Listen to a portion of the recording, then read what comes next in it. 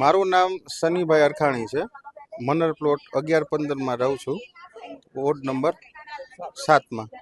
સાહેબ, આશરે 5 થી 7 વર્ષ દરમિયાન અમારે પાણીની કટોતી ઉનાળામાં તો હતી જ, પણ આ વર્ષ દરમિયાન શિયાળામાં પણ પાણીની તકલીફો પડી છે. હજી 1 કલાક પહેલાં જ અમારે ત્યાંથી પાણીના ટેન્કર અમારા ફ્લેટમાં અમે રાખીએ છીએ. દરરોજના 2 થી 3 ટેન્કરનું આશરે અમારે વપરાશ છે.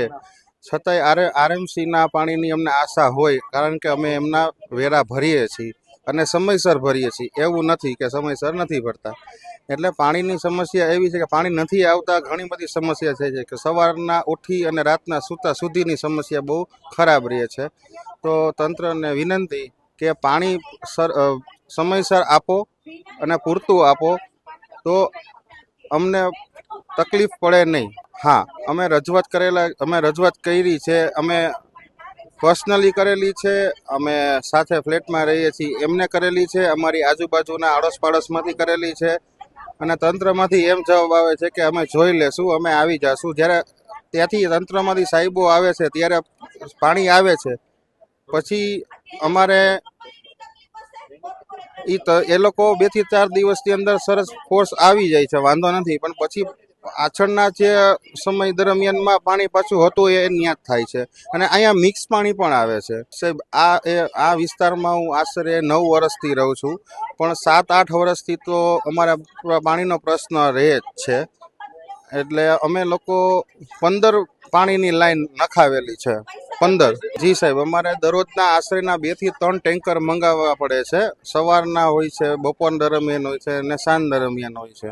સાહેબ, અમારી માંગ એટલી જ છે કે આરએમસી અમને સમયસર જે એમનો ટાઈમ હશે એના પ્રમાણે અમને પ્રોપર સારું અને સ્વસ્થ પાણી આપે તો અમારી તંદુરસ્તી એમના હાથમાં જ છે.